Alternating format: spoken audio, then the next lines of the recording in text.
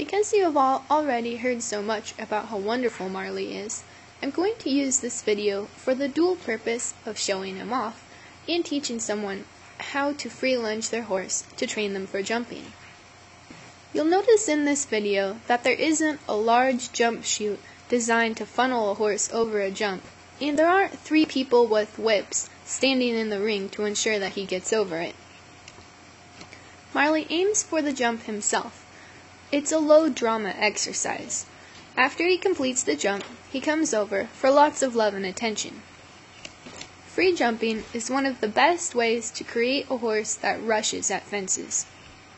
People who jump regularly will tell you that one of the worst feelings in the world is to have a horse that all of a sudden bolts in front of a fence, and you know that he's going to take a really long distance that's going to unseat you and then gallop away from the fence. This sort of fear-based reaction occurs primarily as a result of poor training. While I'm free jumping Marley, I tried to have him jump as if there were someone on his back. I look for steadiness and fluidity, as well as a nice takeoff and landing. My primary concern, though, is that when Marley jumps the jump, after he lands, he wants to come back to me. This tells me that I didn't cause him to be afraid of me by chasing him towards the jump. It also gives me some more information about the state of his mind when he lands. Is he thinking about taking off and running for the next county? Or is he checking in with me to see if I want another jump or if it's time to come over for some attention? By teaching him to check in with me after each jump while free jumping, I'm training him to check in with his rider after each jump when he's jumping under saddle.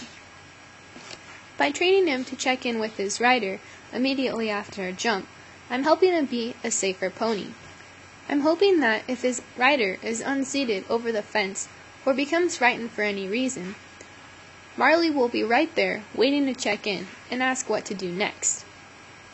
This is a long clip where Marley jumps several times in a row.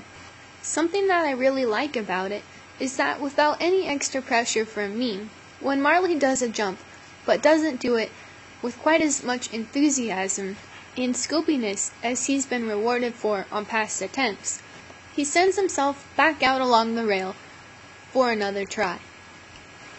This time, when he lands, the look on his face says, "Yes, that was right," and he comes over to receive his pets.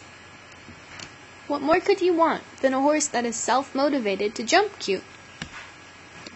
To help give Marley the confidence needed to jump a jump of this size, we built him up gradually from 2 feet up to 3 feet with a 3-foot spread.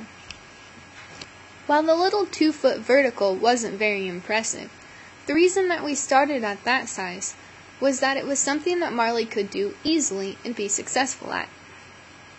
One of the principles of training is that you shouldn't ask something of a horse that they're not already offering. If your horse is only clearing a 2-foot fence with an inch to spare, you shouldn't ask him to jump 3 feet. He won't clear it and he'll lose confidence. Because we built Marley up gradually, he was calmer at the end of the free jumping exercise than he was when we started, a sure sign of a successful training venture.